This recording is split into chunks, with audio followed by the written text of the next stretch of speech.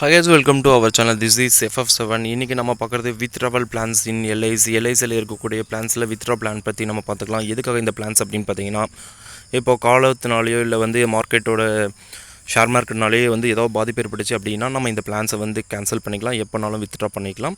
So அதனால் இது ஒரு பெஸ்ட் பிளான்ஸாக இருக்குது. இல்லை பார்த்தீங்கன்னா அப்கிரேட் ஆகிருக்கு. ஸோ இப்போ நான் பேசிகிட்டு இருக்கும்போது பார்த்திங்க அப்படின்னா நம்ம அக்டோபர் மந்தில் ரிவைஸ் ஆகிருக்கு. 2024 அக்டோபரில் பார்த்திங்கன்னா ஆஃப்டர் 5 இயர்ஸ் ஒரு ரீலான்ச்சிங் தி ப்ராடக்ட்ஸ் அப்படின்னு சொல்லுவாங்க. இப்போ பார்த்திங்கன்னா ரீலான்ச் ஆகிருக்கு. அந்த மாதிரி ஒவ்வொரு பிளான்ஸில் நமக்கு இது பெனிஃபிட்டாக இருக்கும். அந்த பிளான்ஸ்க்கு நம்ம ஈஸியாக மாற்றிக்க இந்த மாதிரி பிளான்ஸை நம்ம செலக்ட் பண்ணிக்கிறது பெட்டர் வேன்னு சொல்லிடலாம்.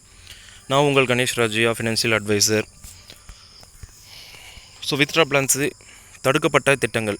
வித்ட்ரா பிளான்ஸ் என்பது காப்பீட்டு நிறுவனங்கள் தற்போது வழங்காத அல்லது நிறுத்தி காப்பீடு திட்டங்களை குறிக்கும்.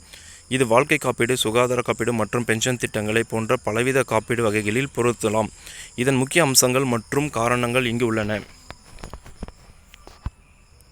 திட்டங்கள் தடுக்கப்பட்ட காரணங்கள்: மார்க்கெட் மாற்றங்கள், சந்தை கோரிக்கைகளில் மாற்றங்கள், போட்டி அல்லது விதிமீறலுக்கு ஏற்ப காப்பீட்டு நிறுவனங்கள் திட்டங்களை நிறுத்த முடியும்.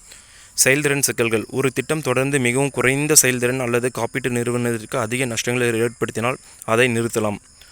புதிய தயாரிப்புகள், பழைய திட்டங்கள் மேம்படுத்துவதற்கு புதிய மற்றும் சிறந்த தயாரிப்புகளை அறிமுகம் செய்வதற்காக காப்பீட்டு நிறுவனங்கள் பழைய திட்டங்களை வெளியேற்றலாம். குறைந்த பங்கேற்பு: மக்கள் இடையே பிரபலமில்லாத அல்லது குறைவான பதிவு கொண்ட திட்டங்களை நிறுத்துவதற்கு பொதுவானது. பங்கு பொறுப்புகள்: முந்தைய காப்பீடு பெற்றவர்கள் தடுக்கப்பட்ட திட்டங்களின் கீழ் காப்பீடு பெற்றவர்கள் அவர்கள் ஒப்பந்தத்தின் அடிப்படையில் அளவீடுகளை தொடர்வார்கள், ஆனால் புதிய உரிமைகள் அல்லது பாதுகாப்புகளை செய்ய முடியாது.